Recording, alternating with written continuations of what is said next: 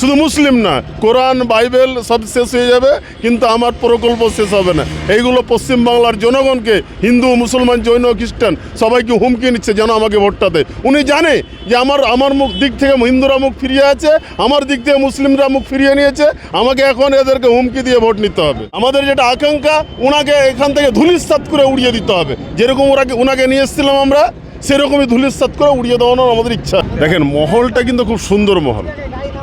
এই মহলে আমাদের কংগ্রেসের সাথে সবাই আছে, আমাদেরকে সবাই দুহাত ভরে আশীর্বাদ দিচ্ছে, আমাদের মুর্শিদাকে সবাই খুব ভালো মনে দেখছে আর কি।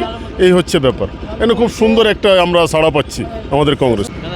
কিছুদিন আগে মমতা ব্যানার্জি বলেছিলেন যে কোরআন বাইবেল গীতা এগুলো শেষ হয়ে যাবে, কিন্তু আমার উন্নয়ন শেষ হবে না। কি বলবেন? দেখেন, ইনি এগুলো আমাকে ধুমকি দিচ্ছে মুসলিমদেরকে। শুধু মুসলিম না, কোরআন বাইবেল সব শেষ হয়ে যাবে, কিন্তু আমার প্রকল্প শেষ হবে না। এইগুলো পশ্চিমবাংলার জনগণকে, হিন্দু মুসলমান জৈন খ্রিস্টান সবাইকে হুমকি নিচ্ছে যেন আমাকে ভোটটা দেয়। উনি জানে যে আমার মুখ দিক থেকে হিন্দুরা মুখ ফিরিয়ে আছে, আমার দিক থেকে মুসলিমরা মুখ ফিরিয়ে নিয়েছে, আমাকে এখন এদেরকে হুমকি দিয়ে ভোট নিতে হবে।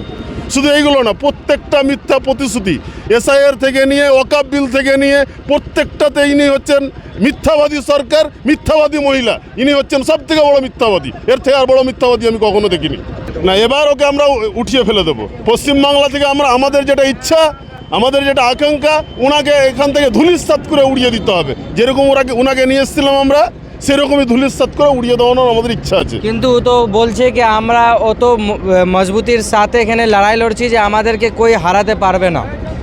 কি লাগছে আপনাকে? উনি তো বলবেনই। উনি কি বলবেন যে আমি হেরে যাব? আমি কি বলবো আমি হেরে যাব? আমি কখনোই বলবো না আমি হেরে যাব। উনি কিন্তু হারছেন, ওনার সরকার হচ্ছে না। এটা আপনাদের মিডিয়া ভাইদেরকে বলছি, প্রত্যেক জায়গাতে আপনি এটা ছড়িয়ে দেন, বেশি বেশি করে করান।